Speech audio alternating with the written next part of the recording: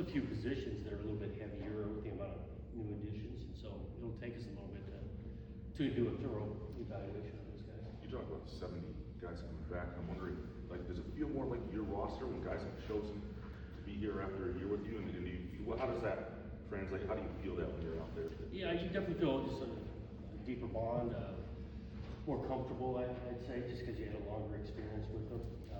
I do sarcastically say that everybody's choosing what roster they've been on, and for them to choose us is a real thing because they got options to go to other places. So, and this day and age in college football, you're going to have more movement than you would have, call it 4 or 5 years ago.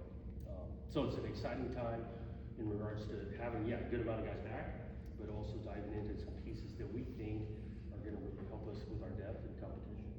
Jonathan, we didn't get the report about a new Hall of Fame coach on the sideline, but what does it mean to have someone like Coach Izzo pop in on the first day that you can just casually talk with, or also just get some insight from? Yeah, it's always good to see him. I hadn't seen him a ton this month. He's been working and all of that, but it just shows again how he's all in on every sport around here and continue to support. So I appreciate him stopping in. He says he'll come back. I know he'll be at the home games, and he's been a great person to lean on since I've been here. You mentioned, I feel like the summer strengths program a couple of times. I went back last week. Anything different, I guess, that yielded these results, or just I don't know about our giveaway all our secrets. Definitely going through year one, you learn, and then you try some new things. We're always trying to be on the cutting edge in regards to how we're training, and it's not just the 2 hours they're spending in the weight room. Nutrition's a part of that. Sports science is a part of that. Our training room's a part of that. I think we just got an elite group that all of those groups do a really good job. Bring back that many guys, especially after coming into a new program last year. How are you finding and identifying leaders for this group? Is it a natural process, particularly with where his leadership qualities are? I think we're getting leadership from guys that are back, that have been through the process, that are all in on our approach and how we're doing it. But I do think we've added some guys, especially in January, that have some influence. I think about Matt Golden, a guy's been around the block, starting to play at a high level. Luka Vincic in that room as well. Those two guys, newcomers, but have influence on the play. So we're not going to only just say you've been here long enough now you can become a leader. I think we've got more than we're in double digits in regards to leadership. And Aiden's qualities with that is kind of the guy with their center. Yeah, I think he continues to be the teammate. Guys enjoy being around him. They see how hard he works, how much it means to him. And he's definitely a year under his belt to continue to grow in that leadership role because he is a leader on his team. With your own experience from being a quarterback, your starter year one to starter year two, how do you project that to be something for Aiden where he makes that next step? And is there any advice you give him personally? Yeah, just experience. It's hard to recreate in practice and all that. So going through the experience, and yes, experience playing in the games and learning things from first down, second down, red zone, all of that. But also handling the week to week, handling crowd noise, handling how you prepare. Another go around. He's grown and he's ready to do it at an even higher level. How many position battles did you think you had 365 days ago compared to this year? Do you feel like you have a better handle on what those battles are? Is it different a year later, like the position battles, starting jobs, or playing group jobs? Yeah, I think a year ago, probably more battles to start type thing. This year, we've got more battles for how much you're going to play. We might have the guys run out there first, but we want to be a place where we're rotating. I think about on the defensive side, I think we can play a lot of guys. We might know, okay, Jordan Hall's going to start type thing. Well, we're going to play a bunch of guys at that position. In the secondary, with what we brought in here January / the summer, that's going to work itself out. That's probably a position group that is truly kind of competing to start. How important is the depth difference on the offensive line, and how many offensive linemen would you like to play? Really big. I was asked, last week, basically, what'd you learn from year one? Going through the 9 conference games, the Big Ten, depth is critically important, especially at that position. And, we got snake bit a little bit early in the season last year, and a couple guys go down for the season, but we want to be able to play more than 5 guys at the O-line. It's a physical brand of football, so you need depth. And when we're trying to create more and more, we feel good. We had some younger guys that played last year that got a chance to grow, and they have.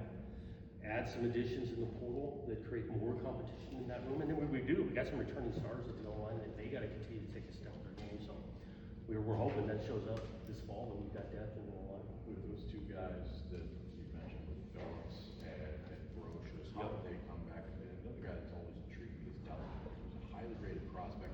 Yeah, he's battled for a long time. Where are those three guys at? All three went today. You know, I think about Dooley, Phillips, and Brocious. Both those guys ran with the first and second groups today in good space. I think Cole was around that a little bit. I gotta watch the tape again. But they're all three coming along. And it's nice to have them finally healthy. With Aiden and the decision making and the things you really want to see from year 1 and year 2 in the spring, there's a lot of conversation about, you know, reads and obviously the turnovers.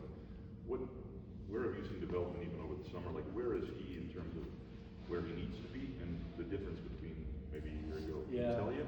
Yeah, after the first day, I know there's emphasis, yes, on the reads, the decision makings, recognition, getting his ball out of his hand. And so there's also this balancing act of, you know, he can extend and create. And so when he goes and does that, when it's pull the trigger and let it go down the field, or it's get out, they still don't got anything, not make a bad play worse. That's where I'm anxious to see over the next couple weeks of practice, when he gets to those situations, what it looks like. The backup position there, it's internal now instead of bringing in. Yeah. Where are those guys and how comfortable do you feel if needed? Yeah, that was a conversation we had going into spring ball, is letting those guys get reps and see what it looks like, to see if we needed to go get maybe a veteran backup quarterback type thing. Unless you had a great spring, he's our backup quarterback. We have a lot of confidence in him. He threw a couple nice balls today, so he's really taken a step. But he would be the next guy up. Is that sort of as you build a program, ideally for you, having a I like guy it. internally that can step Totally, in? totally. I want to be a place of development, and yeah, at the quarterback position, I think about the schemes and the reads and how much, with more time you get with them, we'd love to be a place where we're developing quarterbacks. Yeah, they might have to say sit a year or two. If we can do that in this day and age, we'd love to do it. Yeah, is that a harder thing to convince a kid now? Yeah, 100%. Especially when you get them and they're a good player and they're ready to play. But we'll cross that bridge when we I get think you mentioned in the spring too, in order to say you didn't have much transfer attrition, that you tried to, I mean, how have you seen that in terms of the development program? Retention versus plus development. Right. The longer we get, I'm trying to simplify it, the longer we get, I believe, we've got a big time coaching staff. These guys can teach and coach. So the longer the players in the program, I'm confident they're gonna improve. Jonathan, it seems the most controversial and even polarizing letters in sports now are NIL.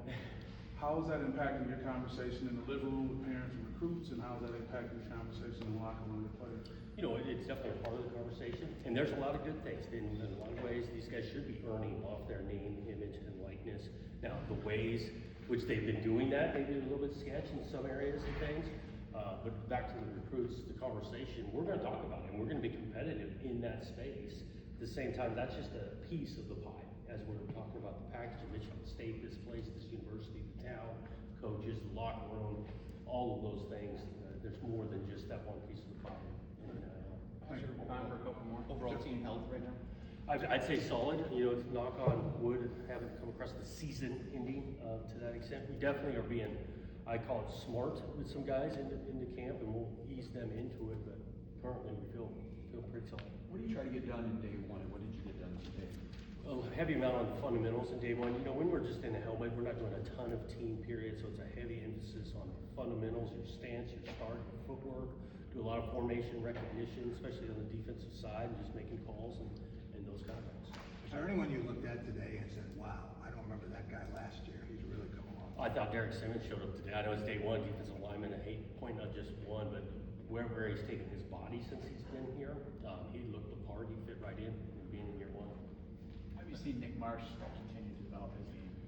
He's confidence, his awareness. We're putting a lot on his plate, trying to move him around a little bit, and he hasn't missed a beat. You see his growth in leadership too. I heard his voice out there a little bit today.